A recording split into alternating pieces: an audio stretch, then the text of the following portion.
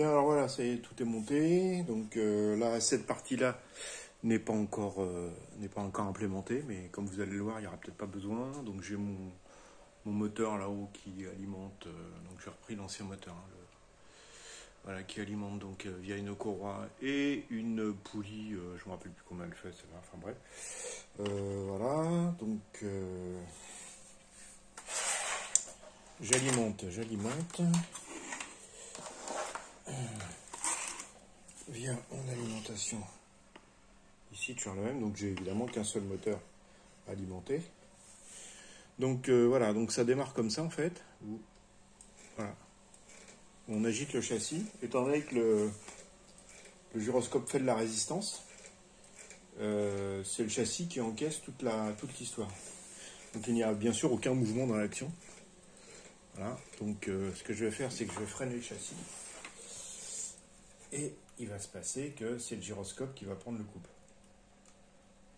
Bon. Le moteur a un peu du mal parce que la démultiplication n'est pas très très importante. Voilà. Ça a du mal à démarrer.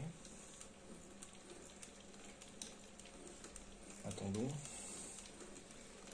Donc là j'ai 7 watts. On va accélérer un peu.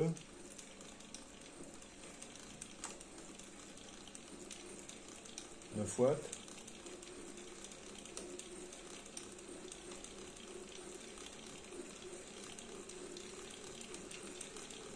Alors, on va être proche de 10 watts là.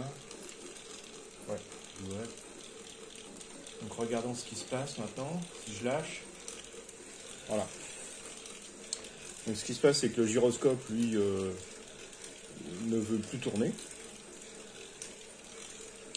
Ne veut plus pivoter, je veux dire. Il garde son axe à peu près parallèle à l'axe de rotation du système. Donc résultat, on entraîne l'ensemble. Donc l'ensemble est entraîné, mais c'est pas forcément un entraînement de réaction en fait. Il y a une partie du mouvement qui s'en va, qui est générée en haut, qui s'en va en bas. Voilà. Donc on peut accélérer. Hein. Et plus qu'on accélère, en principe, plus le gyroscope devient parallèle. Donc là, je vais essayer de mettre un peu de charge.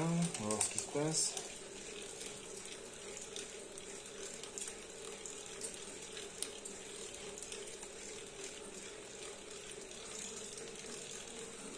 Voilà. Donc là, le gyroscope prend de l'angle et ça freine.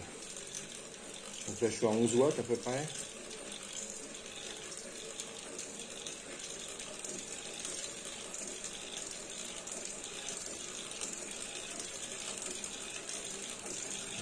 Je suis vers 20 watts. Donc plus ça va, plus le gyroscope accélère.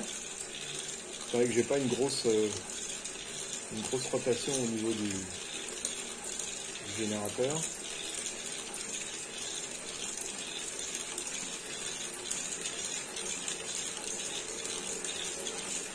Donc là j'ai une charge qui commence à être visible. Hein.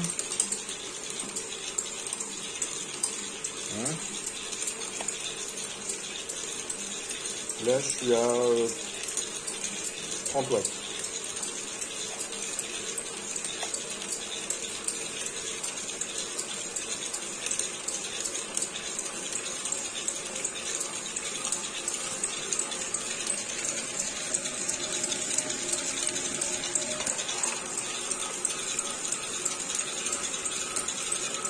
Voilà.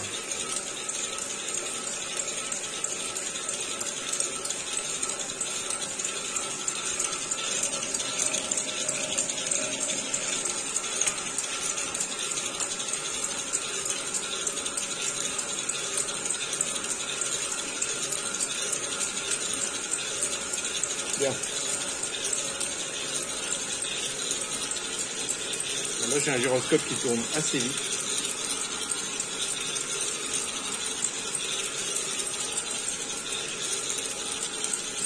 D'ailleurs, c'est lui qui me renvoie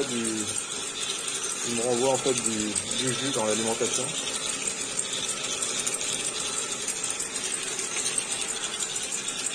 Donc là, j'ai une charge qui est qui est toujours présente, mais étant donné que la rotation du générateur n'est pas assez rapide, je ne génère quasiment pas de puissance. Voilà. Donc là j'enlève la charge, tout de suite ça accélère. Voilà.